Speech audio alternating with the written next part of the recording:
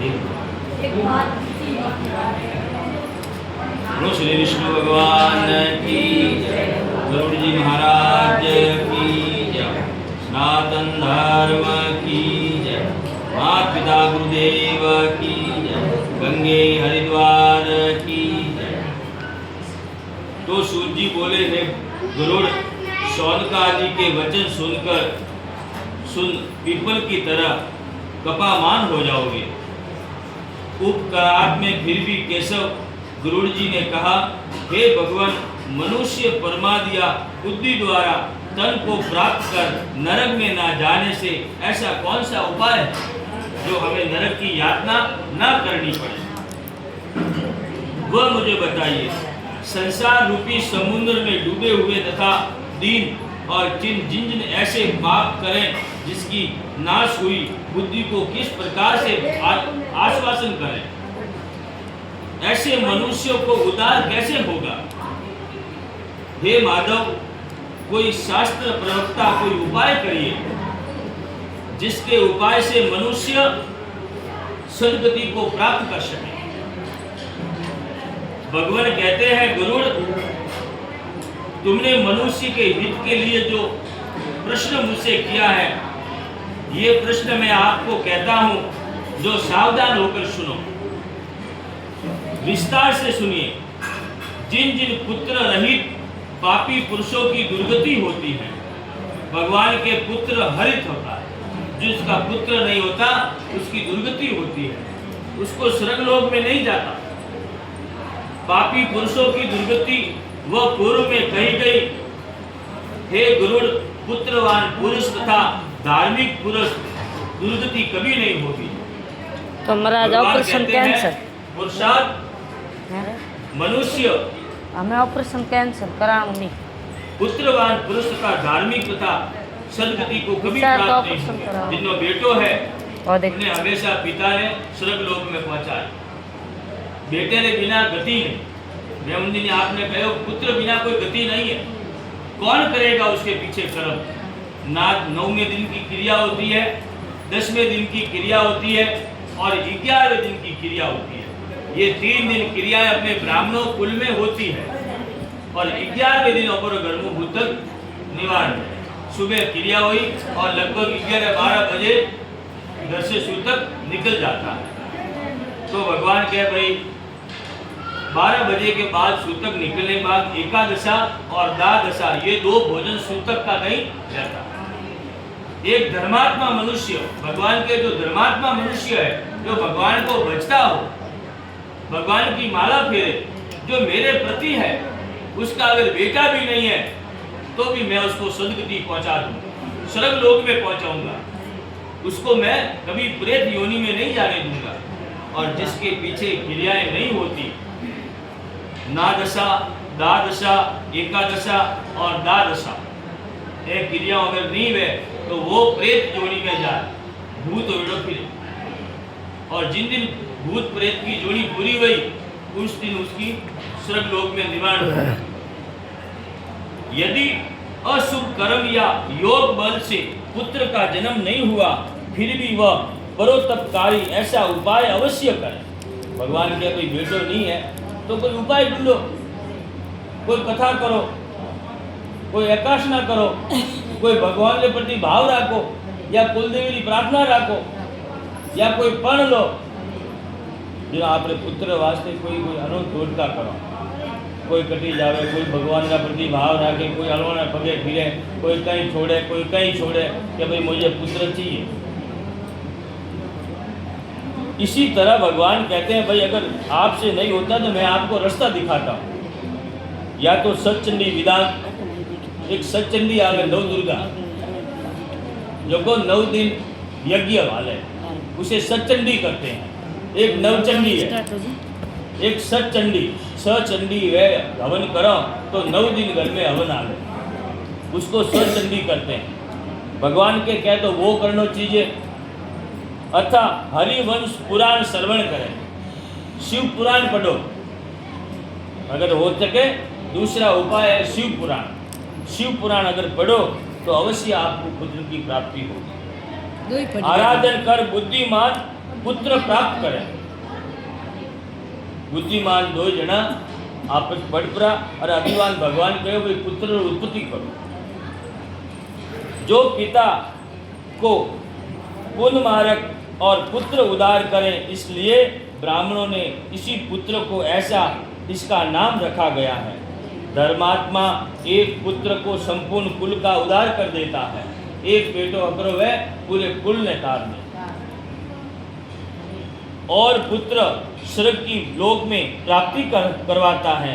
अनादि काल के स्तुति में भगवान ने कहा, हे गरुड़, संसार में 4 पुत्र में एक पुत्र धर्मात्मा होता है तो सब पुत्र धार्मिक बन जाते हैं।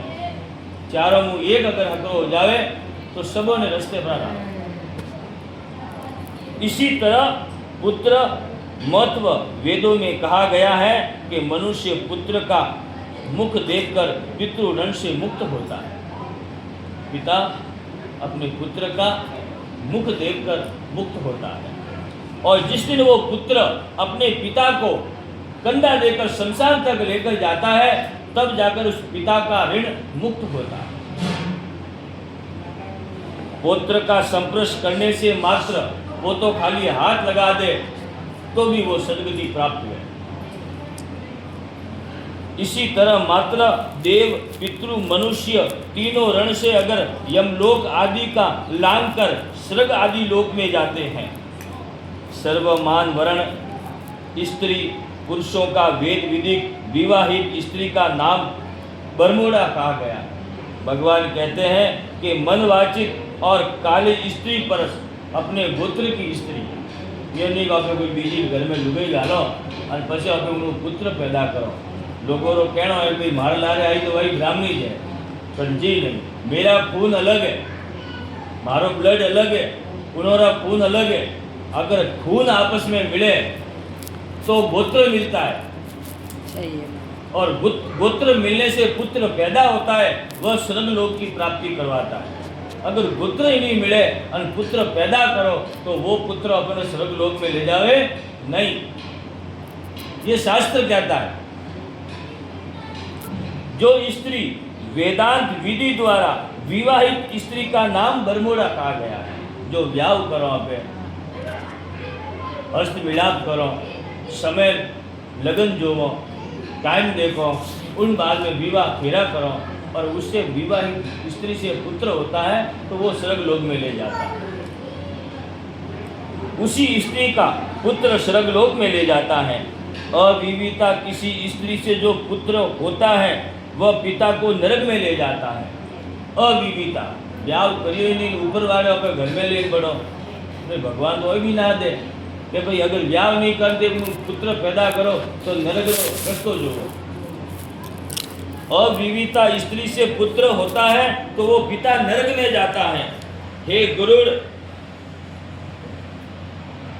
गरुड़ इसलिए हीन जाति के पुत्र का त्याग करें। हे गरुड़, हीन जाति ने त्यागो।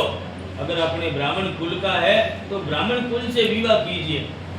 दूसरी जाति की स्त्री घर में लाने से कोई शुभ कार्य नहीं है, इसलिए त्याग करें। श्रवण पुरुष स्त्री जो पुत्र होता है वही और पुत्र जो श्राद्ध आदि करने से पितरों को स्वर्ग लोक में ले जाता है। हे भगवान कहते हैं, गरुड़ श्राद्ध से पितर प्रसन्न होते हैं और स्वर्ग लोक में जाते हैं, इससे कोई स्नेह नहीं है। परंतु अन्य द्वारा पिंड देने से एक प्रेत भी स्वर्ग लोक को गया, वह कथा सुनिए। इस विषय में एक पुराण इतिहास कहता हूँ जिसमें अहोवैदिक दान का महत्व कहा गया है। जो प्रजा का राजा होता है, गाँव रो मुख्य वह राजा, अगर कोई किसी का कोई नहीं है तो कोई तो उसका है, तो गाँव रो कोई राजा है वो प्रजा रो ध्यान रखे। त्रेता युग में एक अति सुंदर महोदय नामक पुर में एक बलवान धार्मिक और बबूवान नाम का एक राजा था।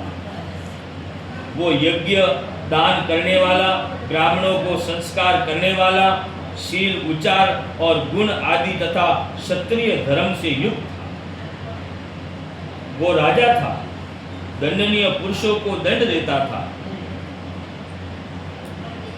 और सुपुत्र के भांति धर्म इस प्रजा का धर्म के द्वारा इस प्रजा की रक्षा करता था। किसी दिन महाभुजधारी उम्र राजा ने सेना सहित एक शिकार खेलने के लिए घोर जंगल में गए। नाना प्रकार वाले वृक्ष और समवित गमन कर वन में प्रवेश कर गया। नाना प्रकार के मृग को देखा, हिरण को देखा, जीव जंतुओं को देखा और जो जंगल में अनेकों प्रकार के जीव और जंतु रहते थे। नाना प्रकार के पक्षी जहाँ शब्द कर रहे थे,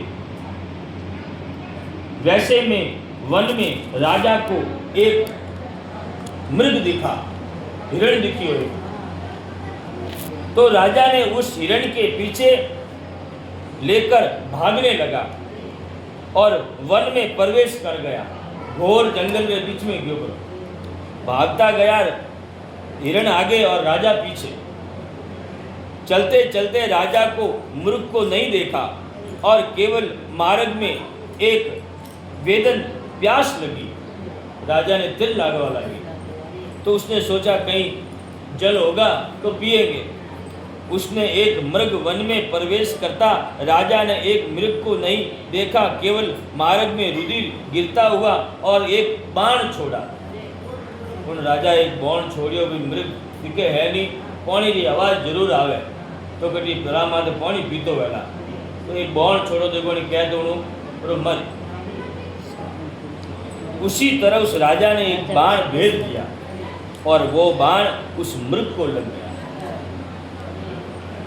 मृग को लगते ही मृग अंतर ध्यान हो गया। उधर जहाँ राजा डोवे तो मृग है ही नहीं। उसी अनुसार राजा उस मृग के रुधिर जो खून की बूंदें पड़ी थी उसके पीछे पीछे चला गया। राजा उस मृग के पीछे जाता हुआ एक वानातर में चला गया। घोर जंगल के बीच में पहुंच गया राजा। मार्ग चलते उस शर्म से सुधा तुषा कंठ भूखवा लागो जाने तथा धूप लगने से राजा चिंतन में और विलंब हो गया। इसी प्रकार चलते चलते एक तालाब को देख लिया राजा ने। तो राजा ने सोचा क्यों ना तालाब में थोड़ा पानी पिया जाए और बड़े सुंदर सुंदर वृक्ष हैं, वृक्ष के नीचे आराम करेंगे और बाद में यहाँ से चलेंगे। शहीद जंगल में प्रवेश राजा घोड़े से उतरकर कमल की सुगंध और व्याप्त कर शीतल जल का पान किया। ठंडो पानी पियो तालाब में। और पीपराग एक स्वास्तिक होकर राजा ने उस समय वहाँ एक वृक्ष और वृक्ष को देखा। बहुत बढ़िया गहरा वृक्ष तो आज ठंडी उंडी छाया थी तो राजा उस छाया में बैठ गया और थोड़ी देर में राजा को निंद्रा आने लगी। नींद आवा लगी कोई घंटों पर आप रेस्ट करो और पचे हटूँ रवाने गया। वृक्ष को देखा, उसकी छाया में देखते ही मन को हरने वाली और विचित्र वालों से युक्त होकर पक्षियाँ वहाँ शब्द कर रहे हैं, समामान हो रही हैं। संपूर्ण वन में ध्वजा और स्तर ऐसे मूल आराधन को लेकर राजा वहाँ उस घोर जंगल के बीच में तालाब के किनारे एक वृक्ष के नीचे बैठ गया। वहाँ राजा ने एक बैठे हुए और राजा ने ऊपर देखा तो एक प्रेत लटक रहा है, एक आत्मा लटके हुए उन झाड़ के नीचे। एक प्रेत को देखा और वह प्रेत सुधा तुषा आदि व्याकुल इंद्रियां, जिसकी ऊंचे केश वाला, मैला शरीर वाला, कुबड़ा और मांस रहित भयानक रूप वाले प्रेत को राजा ने आशी युक्त होकर देखा और प्रेत ने भी भयंकर वन में राजा को देख लिया। राजा उन प्रेत आत्मा ने देखी और आत्मा उन राजा ने देखी। एडो रूप देख के उन राजा कि एडो रूप उन प्रेत रो और घोर जंगल में कौन जावे। आदमी कोई देखे नहीं मिले नहीं, कहीं सी कोई हजार सालों साल में कोई एक आधो आदमी कोई जंगल को निकले, अन्यथा निकले नहीं। उसी तरह उसी तरह राजन ने उस प्रेत को वहां से एक प्रेत को देखकर वह प्रेम सुधा तुषा आदि से होकर राजन के आगे सहयोग से प्रेत तत्व को त्याग दिया। वह आत्मा ऊपर नीचे आई। क्यों? राजा कौन तो राजा एक धार्मिक હતો। राजा भगवान की पूजा करतो, दान पुण्य करतो, गांव में ब्राह्मणों रो संस्कार करतो, मंदिर जाओ तो प्रजा की रक्षा करतो, पालन करतो, यानी वो अपने कर्म में लीन था। ऐसे मनुष्य को देखकर प्रेत तत्व छूट गया, ऊपर लटकतो तो नीचे आयो और आप लोग हाथ जोड़कर गति से प्राप्त होकर धन्य माना कि हे राजन, प्रेत को ऐसे वचन सुनकर राजा बोला, हे प्रेत काल रूप भयानक मुख ऐसी अमांगलिक प्रेत को किस प्रकार से आपने पाया? एडो रूप की कर पायो आप? कई कारणों एडो लटके रिया हो। तुम इस प्रेत तत्व का कारण मुझे बताओ, कहो तुम कौन हो और किसके दान से तुम्हारा प्रेत तत्व छूटेगा, वह भी मुझे कहिए। इस राजा के इस वचन को सुनकर प्रेत बोला, हे नपु के सर्वश्रेष्ठ राजन, मैं पारम से लेकर प्रेत तत्व का कारण कहता हूँ, जिसको तुम मुझ पर दया करके अवश्य करोगे। वेदिक नामक एक नगर था। वहाँ सदाबी में युक्त अनेक देश में प्राणियों से तथा अनेक रत्नों से युक्त और घर देव एक मंदिर था।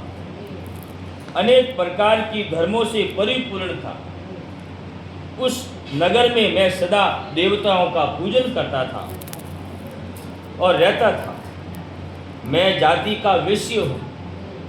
मेरा नाम सुदेव था। मैंने हव्य से देवताओं को तृप्त किया। हव्य किने के? हवन के भाई मैं हव्य करियो, हवन करियो और देवताओं ने राजी किया, तृप्त किया। काव्य से मैंने पितृ को तृप्त किया। मैंने कोई पितरों ने लारे नहीं ला दिया, उन्होंने मैं राजी ला दिया, उन्होंने भी मैं पितृ तर्पण करवायो। अनेकों प्रकार के मैंने दान दिए, विप्रों को दान दिया। अनेकों प्रकार से दीन दुखियारों को मैंने अन्नदान किया और तृप्त किया। मैं किन्ने लारे नहीं राख्यो, ब्राह्मणों ने दीना, कोई गरीब तो उन्होंने भोजन करायो, किन्नी पानी पायो, जेने जिनी इच्छा थी जो मैं कार्य करियो। इतना पुण्य करने पर भी सब पुरुष और देव योग से विफल हो गया। इतरो मारे करते भी मारे साथ हाथे कहीं नहीं आयो। इनो कारण पर अब मैं तुमको सकृत के नाश होने का कारण बताता हूँ। पुत्रादि और सनाति और हितेशी और मित्रादि इत्यादि मेरा कोई नहीं है इस संसार में। कौन है? कोई नहीं है मारो। कोई बेटो नहीं, कोई भाई नहीं, कोई बंधु नहीं मारा कोई परिवार। इसलिए मेरी ओह वैदिक क्रियाएं नहीं हुई, मारे क्रियाओं नहीं हुई। हे महाराज, जिसके 16 श्राद्ध नहीं हुए उसका प्रेत तत्व बना हुआ है। जिन्ना होले श्राद्ध नहीं वहली उनो प्रेत संबंध बनियोड़ो रहे, वो पितृजूनी में नहीं जावे। और जब पितृजूनी में जावे जनो जान वो पितृ तृप्त हुए। नहीं तो पहला मन छूटो और प्रेत तत्व में, प्रेत तत्व छूटा बाद में पितरों में और पितरों छूटा बाद में देव रूप में। अलग अलग, जैसे जन्मा बच्चा कोविड अवस्था में, बाद में जवान में और उन्हें बाद में यौवन में और उन्हें बाद में बुढ़ापो। उन्हीं प्रकार और मृतक मेरे बाद में भी है। देखो जाने के बाद ये नहीं डायरेक्ट सीधा पितृ में बन गया, जी नहीं। पहले संसार में छोड़ा, उसके बाद में प्रेत योनि में, और प्रेत योनि से 16 श्राद्ध होने के बाद पितृ में, और पितृ पक्ष होने के बाद में देव रूप में, तब जाकर पितृ तर्पण होगा और उन बाद में वो आपने मोक्ष है। तथा हे राजन, मेरी तुम अवैदिक क्रिया कर उद्धार करो, क्योंकि सब वर्णों का राजा बांधव कहा गया है। इस संसार में मारो कोई क्रियाएं हुई नहीं, इन वास्ते वो प्रेत जूनी में रखे हूँ राजा है। तू प्रजारो पालन करनारो है, तू अगर मारो कार्य कर दे तो मैं इन प्रेत तत्व से छूट जाऊँ। इन घोर जंगल में मीठा मीठा फल है, पानी है, बीजो है, पर मारे कोई कामरो नहीं है। नहीं मैं पानी पी सकूं, नहीं कोई फल खा सकूं। तुम किया करो, मेरा कल्याण करो, मैं एक मणि रत्न देता हूँ। हूँ राजा थाने फ्री में नहीं कराऊँ। मारे कभी कई चीज मेलड़ी थी, वह चीज जो उठी पड़ी है, जो मुँह आपने कहूँ आप उठे जाजो रहा और उठे खाडो खोजो, जो कि थाने एक रत्न ला दे, वो ले लेजो और मारो आप क्रिया करा दो। तब जाकर मैं एक मणि रत्न देता हूँ जिससे मेरी सदगति हो तथा प्रेत अथवा चला जाए, और तुम मेरी यदि फिर भी काम करने की इच्छा करें तो हे राजन इतना मेरा कार्य अवश्य कर। मैं इस प्रेत तत्व से छूटना चाहता हूँ। इस वन में मीठे मीठे फल हैं, सुंदर ठंडा पानी है, किंतु सुधा तुष मेरा मुख बंद है। इन जंगल में फल है, पानी है, सब कुछ है, पर मारो मुंडो बंद है। मैं खा नहीं सकता क्योंकि मैं प्रेत योनि में हूँ, भूत की योनि में हूँ, और उस प्रेत तत्वों को मुझे छुड़ा दो। इसमें मेरा प्रेत नाश हो जाएगा, इसमें कुछ समय नहीं है। दूसरा उपाय यह है कि देव मंत्रों के द्वारा उच्चारण दान देना, जीवों पर दया करना और शास्त्र द्वारा श्रवण विष्णु भगवान की पूजा, परोपकार और सत्संग कराना, ऐसा सब करना मारा लारे, जो मैं आपको फ्री में नहीं कराऊंगा। हमारे जो कोई चीज़ मेलड़ी थी, वो जो मणि रत्न वो वैसे ही पड़ा है, ना तो कोई बेटों ने ठाए, ना किन्नी किन्नी ध्यान नहीं है, क्योंकि हमारा तो कोई हतो ही बोली, मेरा तो कोई था ही नहीं। इन वास्ते मारे क्रियाएं नहीं हुई। अगर मारो कोई हो तो लारे क्रियाएं करत, भाई कहीं नहीं तो गंगा जमुना ही करत, कुछ ना कुछ तो करत ही करत, उससे मेरा प्रेतत्व छूट जाता है। इसलिए हे राजन मैं इस प्रेतत्व में बंधा हुआ हूँ। उस प्रतिमा की पूर्व दिशा की भांति वामदेव प्रतिमा पूर्व दिशा में श्रीधर को विराजमान करें, दक्षिण में मधुसूदन को करें, पश्चिम में वामदेव को करें, उत्तर में गदाधर की पूजा करें और मध्य में ब्रह्मा को विराजमान करें तथा शिव को स्थापित करें। विधि गंध पुष्प आदि द्वारा पूजन करें। तत्पश्चात प्रदक्षिणा करके अग्नि में घी की आहुति देकर दधी दूध से और विश्व देवताओं की पूजा और तर्पण करें। तत्पश्चात स्नान कर और वीण सहित एकाचित होकर भगवान नारायण के समीप ओह वेदी क्रियाएं करें। शास्त्र के प्रभाव के कर और क्रोध लोभ से रहित सदा श्राद्ध कर वैसी ही वर्षों संग करने के बाद मेरा प्रेतत्व छूटेगा राजा। तब जाकर मैं प्रेतत्व से छूट जाऊंगा, क्योंकि ये सब क्रियाएं और ये सब क्रियाएं करने के बाद ही प्रेतत्व छूटता है। ये तो ये शरीर प्रेतत्व में बंधा हुआ है, जिसकी क्रियाएं नहीं होती। जिन्हें लारे अब क्रियाओं नहीं करो दासदा, वो कभी छूटेगा नहीं, क्योंकि क्रियाएं आवश्यक है और क्रिया करने के बाद ही ये प्रेतत्व छूटता है। उसके बिना प्रेतत्व छूटता नहीं है। ऐसा सुन राजा बोले, हे प्रेत आदि कर्म प्रेत घट दान शुभाशुभ का नाश और दुर्गति का नाश करने वाला हम सब लोग में दुर्लभ है। सुंदर श्रवण एक घट बनाकर उसके ऊपर ब्रह्मा विष्णु और महेश लोकपाल आदि के नाम है। एक घड़ो अपने दान करो, उनमें 3 देवता और वास है, ब्रह्मा विष्णु और महेश। अभी बिना घड़ो दो, उस महीने के घट में 3 देवों का वास होता है, और वो दान करने के बाद विष्णु महेश्वर और लोकपाल आदि नाम के लिखकर और दूध तथा घृत में आदि ब्राह्मण को रसोई पान करके भक्ति को नमस्कार कर और ब्राह्मण को दान कर। ये दान करने से आवश्यकता, क्योंकि वह सबसे उत्तम दान कहा गया है। उस घट के मध्य में ब्रह्मा विष्णु शंकर स्थापित कर और उसके पूर्व दक्षिण पश्चिम उत्तर और 4 दिशाओं द्वारा लोकपाल स्थापित होते हैं। क्योंकि प्रेत जूनी है और प्रेत दूती जूनी को छुड़वाने के लिए सब देवताओं की आवश्यकता पड़ती है और इसी का पूजन करने से ही प्रेत सत्व का नाश होता है। परिपूर्ण और घटदान करने से सब दानों में घटदान का महापाद की दान करने वाला, इसमें दान का सदा करने से प्रेत तत्व सब नष्ट हो जाता है। बात राजा की कही हुई। ये भगवान गरुड़ बोला, प्रेत बबुवान का राजा आपस में बातें कर रहे थे। उसी समय राजा की प्रजा पीछे आ गई। राजा भाई आयो कोनी घरे कहूँ बात जंगल में गयो तो जंगल शिकार खेलवा टाइम खासो उगो है आयो की जो लारे जाई विनक तो जिनो प्रजा लारे आई। उन्होंने आता हुआ देखकर आपस में बातें कर उसी समय राजा के हाथी घोड़ा रथ सेना वहां आ गई और उसे वह प्रेत राजा को नमस्कार कर प्रार्थना कर और महामणि राजा को अर्पण कर और प्रेत वापस उस झाड़ पर जाकर बैठ गया। जैसे लटक तो उधर जान पाते